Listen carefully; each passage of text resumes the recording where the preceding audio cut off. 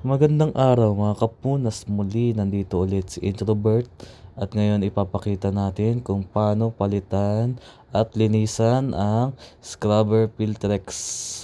Diyan makikita natin mga kapunas na naghahanda na kami ng pangtanggal ng scrubber Filtrex. Yan nga pala yung medyo delikado dahil napakabigat ng filter na yan. Yan nga pala yung nanggagaling sa scrubber tower na ini-sprayan at dyan babagsak yung mga carbon at sinasala dyan upang hindi masyadong maitim ang tubig na lalabas overboard. So mga kapunas, nakita nyo naman na sinimulan namin i-drain at tanggalin ng tubig ng scrubber Filtrex at na-isolate na nga pala yan ng aming third engineer. Shout out third engineer dyan. At nanda na ang chain block at pinapasingaw ng konti kung merong tubig na lumalabas. So tinanggal na nga mga kapunas ang mga nut ng bent niyang scrubber Filtrex. At nandiyan na nga, tumulong na rin ang aming third engineer. At yan na mga punas, natanggal na namin. Sunod ay tatanggalin namin yung motor na pang backwash dyan sa scrubber filter. At tinanggal na namin ng nut at sinimulan ng iangat ang cover ng scrubber Filtrex.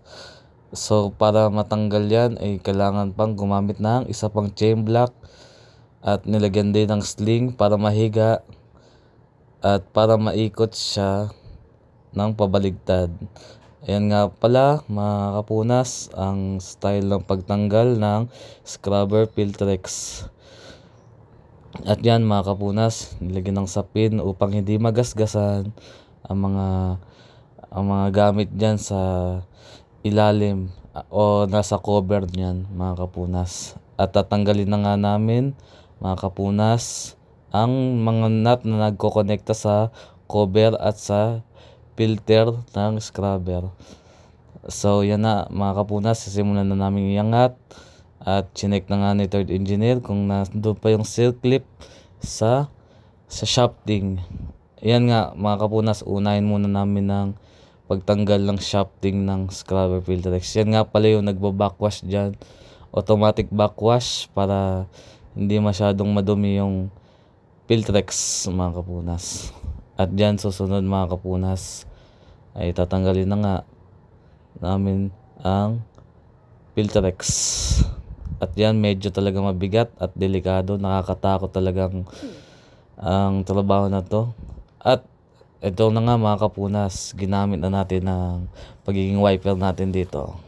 So start na tayo, medyo dumilim ang paligid dahil sa maling pagsaksak, maling voltahe ang nagawa. So yan, binuhat ko na siya mag-isa na sobra talagang bigat at sisimulan ko na mga kapunas na i-high pressure ang Filtrex para matanggal yung mga itim-itim niyan at malinis talaga at masala ulit ang carbon na bumabagsak dyan sa Filtrex mga kapunas.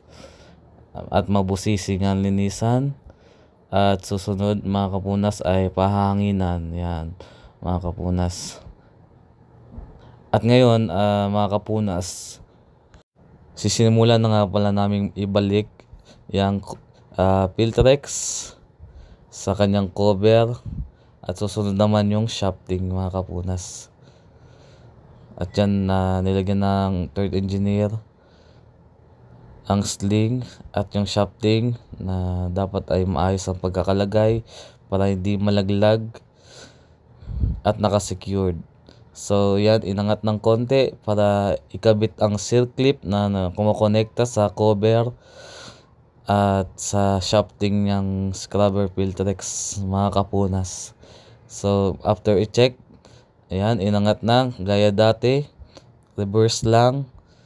At yan mga kapunas, successful na nailagay namin. Medyo nakakatakot talaga. At naibaba na.